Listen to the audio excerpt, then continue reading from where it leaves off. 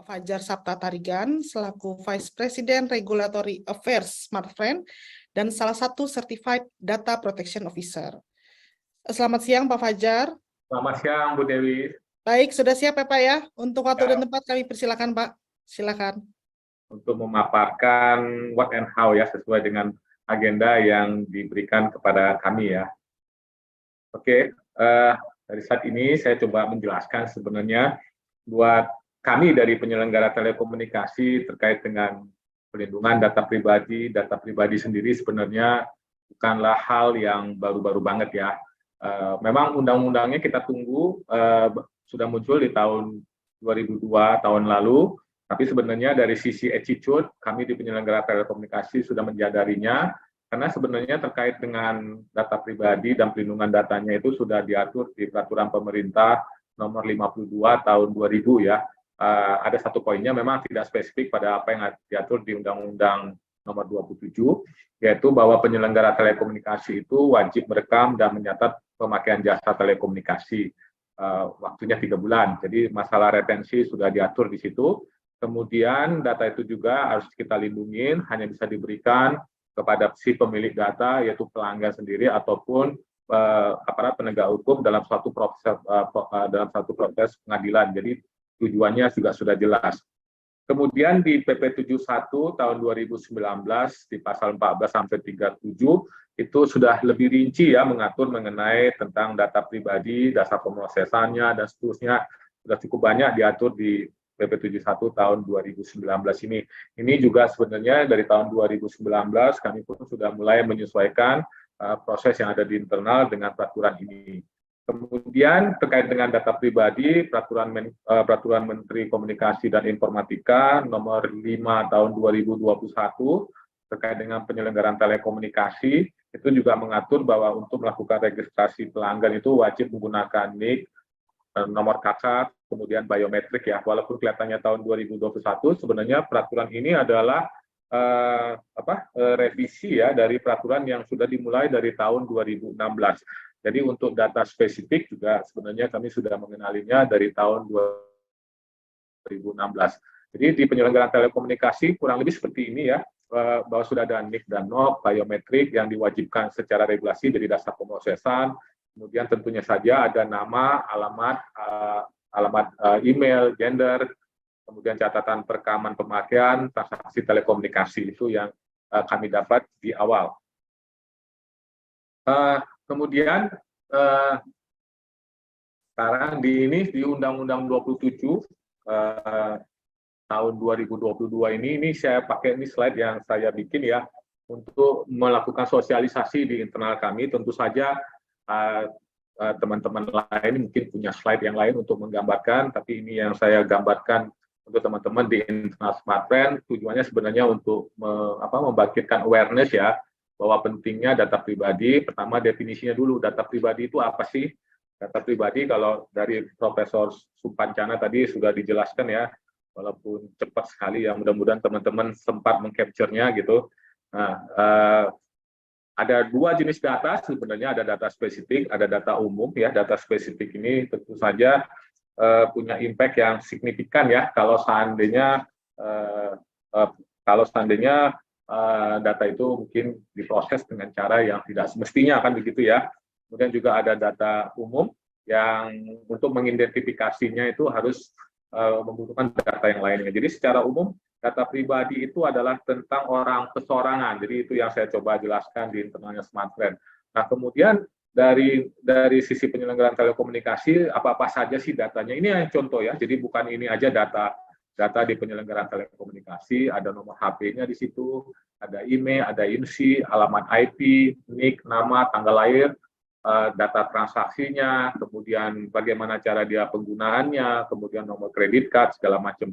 Nah itu ada banyak data lainnya juga. Ini baru data dari sisi penyelenggaraan telekomunikasi. Tentu saja ada data terkait dengan perseroan antara perusahaan dengan karyawannya. Kemudian saya juga menjelaskan siapa saja yang terlibat ya. Ada subjek datanya ya, tentunya sebagai penyelenggara dengan pelanggannya, kemudian antara perusahaan dengan karyawannya, kemudian antara perusahaan B2B misalnya antara mitra B2B ya, kemudian tamu yang datang. Jadi saya juga menjelaskan ke teman-teman, ternyata data pribadi itu bahkan sampai ke level satpam juga yang jaga di depan, security yang jaga di depan juga ada data pribadi. Kalau seandainya kita minta tamu kita misalnya mengisikan nomor HP-nya di situ. Jadi itu kita juga sudah mulai menata bagaimana juga cara menghandle data pribadi. Kemudian bagaimana sih hubungan-hubungan kita juga antara kita dengan lainnya? Saya jelaskan ada istilah pengendali dan prosesor ya situ ya. Pengendali itu siapa aja, perorangan, ya berarti kalau di sisi perusahaan berarti bisa sampai ke dev head atau mungkin individu-individunya sendiri. Kemudian ada badan usaha, ada pemerintah, organisasi. Jadi kapan kita berfungsi sebagai pengendali, kapan kita berfungsi sebagai prosesor, tentu saja saya coba menjelaskan dengan bahasa yang sederhana bahwa kalau kamu menerima data, ya dari kamu mengumpulkan data berarti posisinya adalah sebagai pengendali. Kalau kamu menerima data dari pihak lain bisa berfungsi sebagai prosesor. Itulah untuk membedakan antara hubungan yang satu ke hubungan yang lainnya. Lalu di samping itu, ya di samping kita sendiri tentu saja ada lembaga-lembaga eksternal. Nama yang utama adalah kementerian ya, Kominfo. Kemudian juga nanti seperti yang dijelaskan oleh Profesor Sumpancana ada lembaga pengawas yang akan menjadi pengawas, tentu saja mitra-mitranya kita. Kemudian berikutnya bagaimana kita melakukan proses pengumpulan data itu juga penting. Saya sampaikan ke teman-teman di internal, tentu saja jangan dilupa ada persetujuan yang kita minta dari mereka. Ada juga data yang dikumpulkan karena itu merupakan suatu kewajiban undang-undang. Kemudian juga barangkali ada dalam rangka untuk kita ber-PKS dengan pihak yang lainnya, maka kita minta data pribadinya atau dalam hal-hal yang lain misalnya untuk kepentingan vital. Kemudian prinsip perlindungan data pribadi seperti apa? Jadi kita harus pastikan hak-hak subjek data itu seperti itu. Jadi kita jelaskan hak subjeknya datanya itu cukup detail dijelaskan di peraturan di Undang-Undang Nomor 27 itu ya, di pasal di pasal 20 di pasal 5 sampai 15 ya. Kemudian kewajiban pengendali atau kewajiban prosesor juga dijelaskan dari pasal 20 sampai pasal 52. Bisa jelaskan ke teman-teman di internal, kalau kita lihat dari Undang-Undang Pelindungan Data Pribadi ini sebenarnya lebih banyak ngomongin haknya si pelanggan kan gitu ya, dan kewajiban kita sebagai penerima atau pengumpul data kan gitu ya. Jadi kalau ditanya balance atau tidaknya ya begitulah undang-undang ini ngomongnya kan gitu.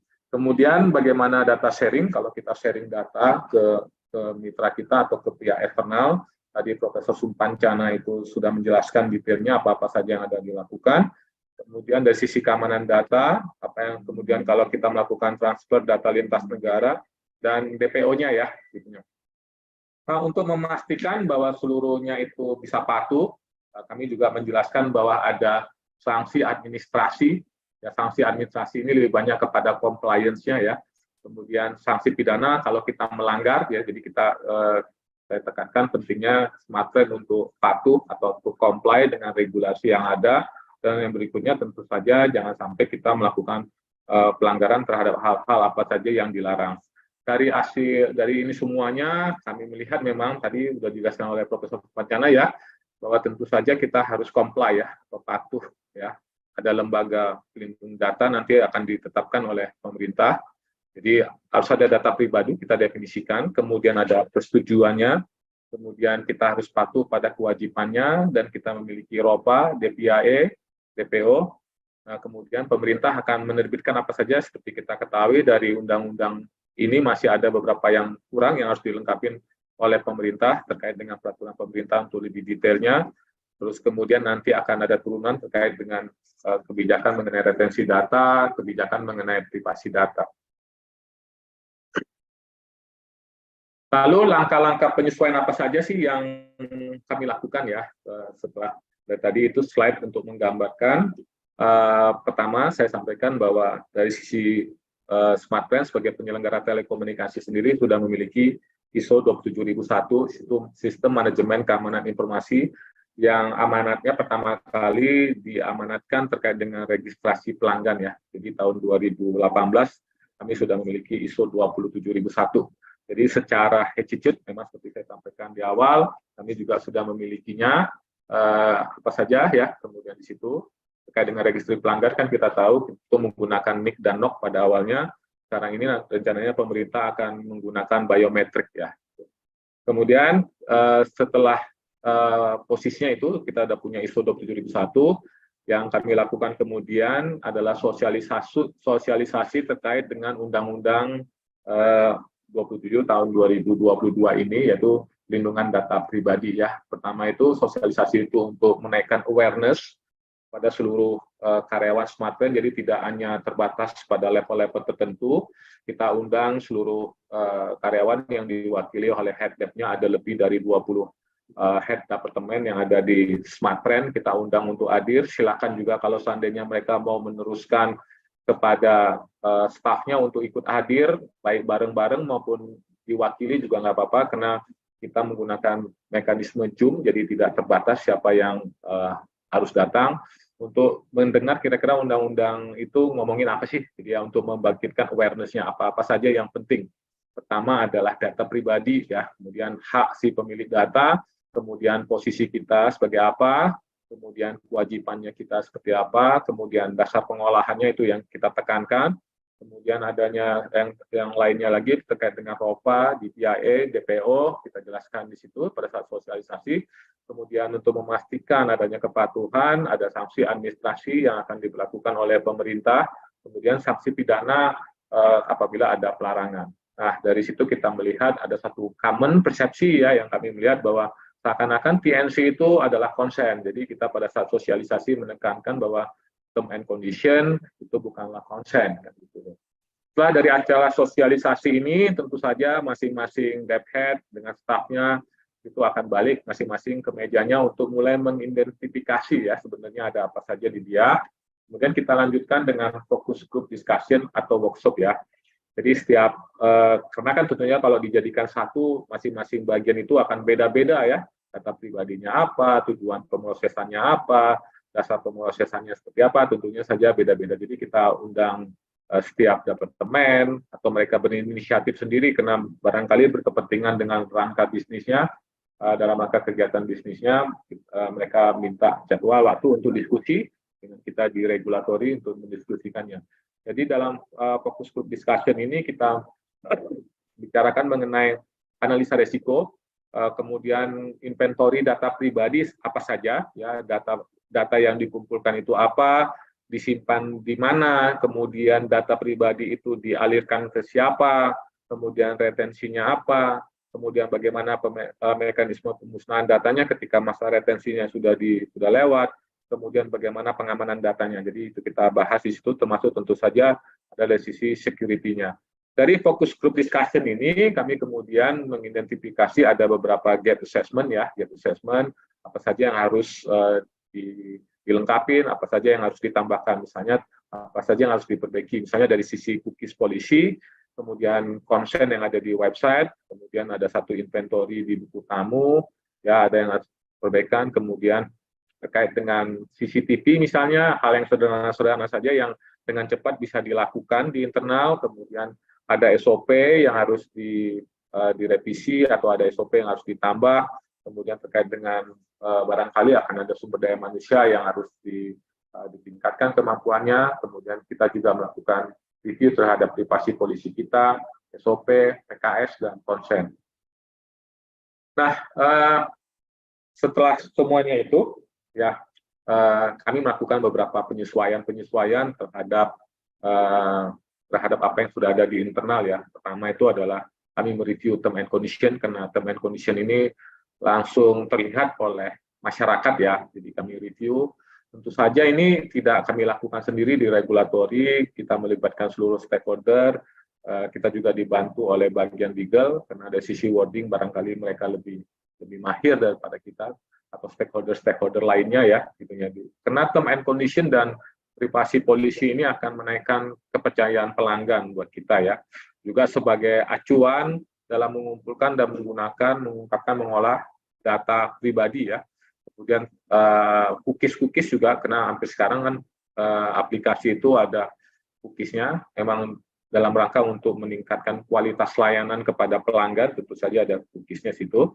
Kemudian kita juga mereview privasi polisi kita yang ada, kita sesuaikan dengan Undang-Undang Perlindungan Data Pribadi ini, kita jelaskan mengenai mekanisme penyimpanannya, penggunaannya, pengungkapan, pengaturan data, kita jelaskan juga terkait dengan keamanan informasi, hak subjek data, kan gitu ya. Itu yang kita lakukan. Jadi kita mereview terhadap term and condition. Jadi term and condition ini bukan baru ada setelah undang-undang ini ada, dari dulu juga sudah ada, hanya kita melakukan penyesuaian agar comply dengan regulasi kita. Berikutnya lagi, kami juga melakukan penyesuaian terhadap konsen ya. Tujuan ini sekali lagi hal yang common yang bisa dilihatkan oleh pelanggan juga. Biasanya tuh kalau di aplikasi yang kami lakukan tulisannya cuma pay doang gitu ya. Jadi atau pay atau bayar, tidak ada tambahan.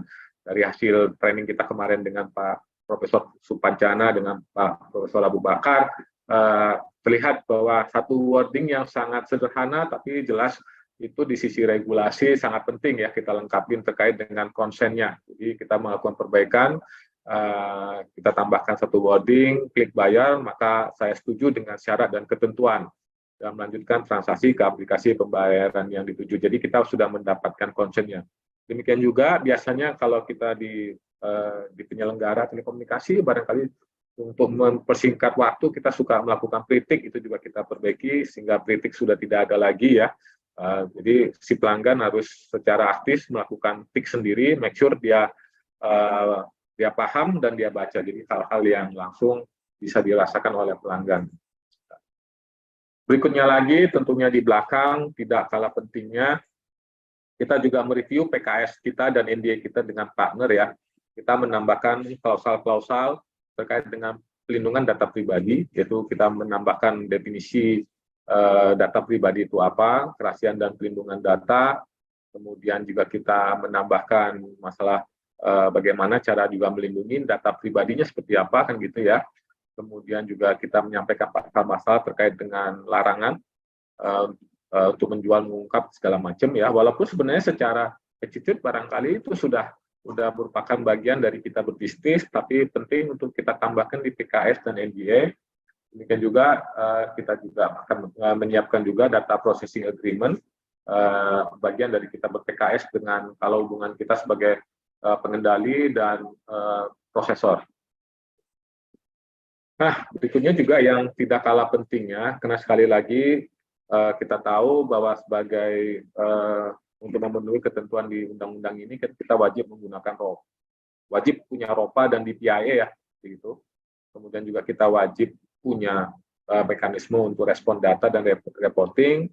Nah, kita bikin satu SOP baru ya, SOP data privasi, kemudian SOP mengenai ROPA dan DPIA, kemudian terkait dengan respon dan reporting dan sharing data ini yang kita akan disusun seperti itu. Kemudian melakukan penyesuaian terhadap SOP yang existing juga terkait dengan kontrolnya, data protection-nya, monitoring, data security, consent, data handling. Nah, ini bagian dari setelah kita melakukan gap assessment, kita menilai ada beberapa hal yang harus kita perbaiki dan kita tambahkan. Gitu. Dengan ada SOP ini, kita make sure bahwa seluruh bisnis proses itu patuh kepada regulasi yang ada di undang-undang ini. Ini contohnya ROPA yang kita develop di internal, ya seperti ini terkait dengan registrasi pelanggan. Jadi kita lihat untuk registrasi pelanggan itu data pribadinya apa sih sebenarnya ya, ada NIK dan NOK, kemudian dasar pemrosesannya apa, kewajiban peraturan perundang-undangan, kemudian tujuan pemrosesannya kemana, ke 444, kemudian nanti disimpan di mana, kan gitu ya, di billing system, kemudian berapa lama proses penyimpanannya, gitu dia. Kemudian detail aktivitas proses-prosesannya segala macam. Jadi kita tulis di sini, itu contoh yang untuk registrasi pelanggan. Kemudian untuk CDR, contoh datanya misalnya NIK, NOK, nama, kemudian nomor HP-nya atau MSISDN-nya, berapa lama dia telepon, dasar pemrosesannya apa, adalah kewajiban peraturan undang-undang, kemudian kemana saja data itu disimpan, ada data charging, ada data exchange, kemudian aparat penegak hukum, kemudian tipe datanya apa di situ, sistem apa saja yang ada di jaringan di internalnya kita sebutkan di situ RPC, berapa lama proses penyimpanannya, misalnya retention data 3 bulan ya setelah dia tidak berlangganan lagi. Tentu saja selama dia berlangganan dia tetap akan disimpan. Kemudian tujuan pemrosesannya data seperti apa. Jadi kita jelaskan di sini ada ROPA-nya. Nah, ROPA ini jumlahnya banyak sekali ya. Ini PR yang cukup banyak karena melibatkan setiap bagian. Berikutnya lagi kita melakukan data protection impact assessment. Ya. Kita melakukan penilaian. Jadi di awal kita melakukan penilaian. Tapi karena bisnis sudah berjalan ya kita melengkapi apa yang sudah berjalan di sini. Jadi ini yang kurang lebih yang kita lengkapi. Nah, ini kemudian DPO-nya ya teman-teman. Jadi sekali lagi DPO itu walaupun kalimatnya di undang-undang itu pejabat pelindungan pribadi, kesannya satu orang, tentu saja dia tidak akan bisa mengerjakan semuanya sendiri. Makanya ini kurang lebih gambaran bahwa DPO itu adalah suatu organisasi di dalam perusahaan ya, yang melibatkan seluruh stakeholder yang terlibat. Jadi masing-masing stakeholder akan menyiapkan, akan memberikan kontribusinya masing-masing. Misalnya dari sisi orang produk atau orang produk itu menyiapkan konsennya seperti apa, kemudian bagaimana bagian IT akan melakukan analisa dari sisi penyimpanan datanya, sisi keamanan datanya kan gitu ya. Kemudian mungkin dari sisi aplikasi apakah di situ ada privasi polisinya. Jadi bagian HRD juga bagaimana cara memapping datanya. Jadi ini memang melibatkan seluruh stakeholder. Jadi semua yang tadi saya jelaskan di awal itu kita bagi ke tempat-tempat lainnya.